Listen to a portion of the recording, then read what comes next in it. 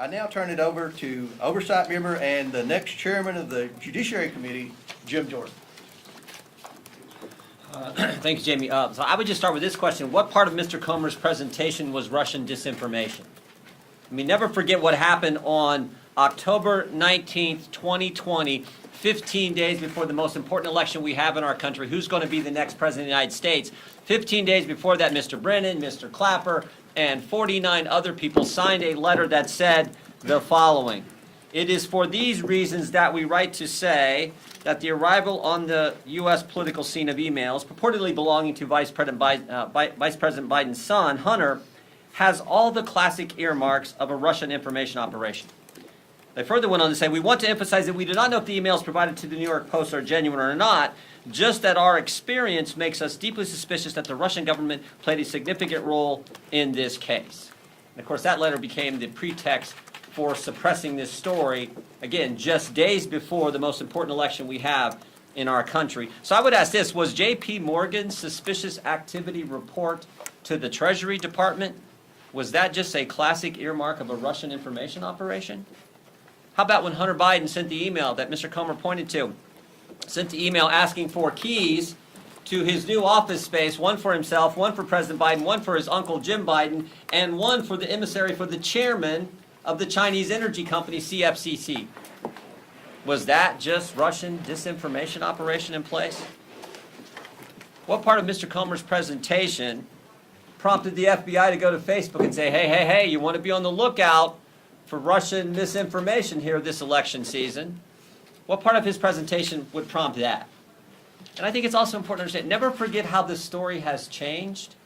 I mean, think about this. When it started off, it was, no, it's not his laptop. It's not his laptop. Then it was, well, it's his laptop, but remember, it's Russian disinformation and no one did anything wrong. Then it was, well, maybe he did something wrong, but President Biden didn't know about it.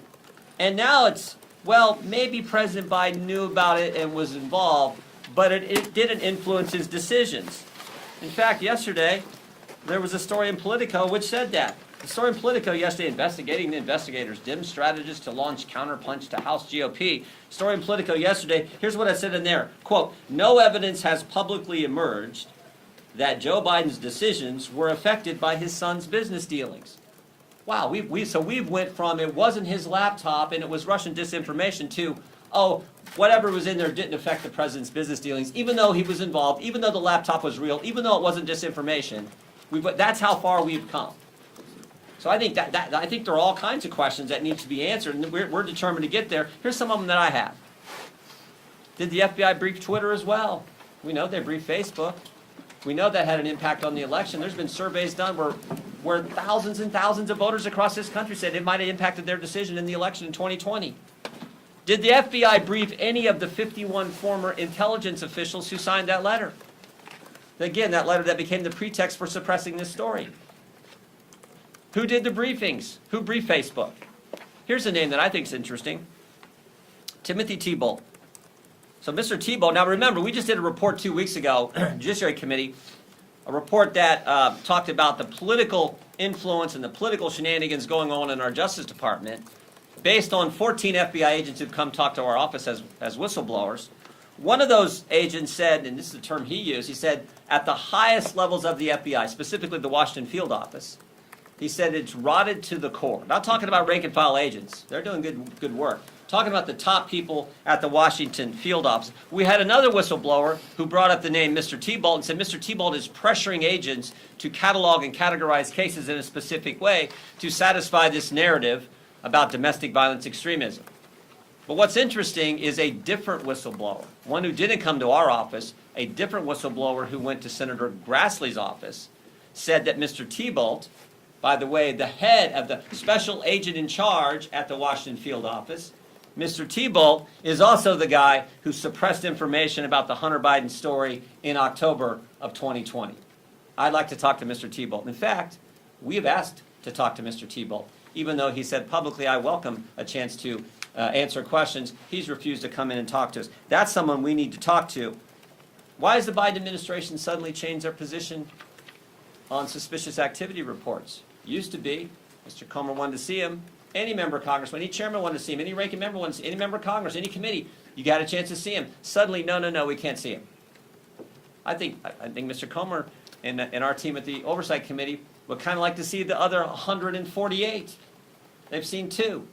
They'd like to see the other 148. So we're committed to getting to the truth, the facts. We think that's what the American people are entitled to. We're gonna try to help Representative Comer and the team here at Oversight with our work on judiciary, but with a specific focus on what the FBI was doing. We know these 51 former intel officials, they got security clearance. How often are they talking to the FBI? Are they talking to the FBI? Who's doing the talking? Who's doing the briefing? Were they briefed? There's so many questions that need answered so we can get to the bottom of this. And the final thing I would say is this. A colleague of mine said this in a committee hearing a few weeks ago, Mr. Gates. He said, when is the FBI going to quit interfering with elections? 2016, they spied on President Trump's campaign. 2018, it was the Mueller investigation. 2020, they suppressed information about the Hunter Biden story. 2022, they raided the president's home 91 days before an election. Maybe it'd be nice if the FBI and the Justice Department just stayed out of it and let we the people decide who we think should represent us, who we think should lead us. That's supposed to be how America works.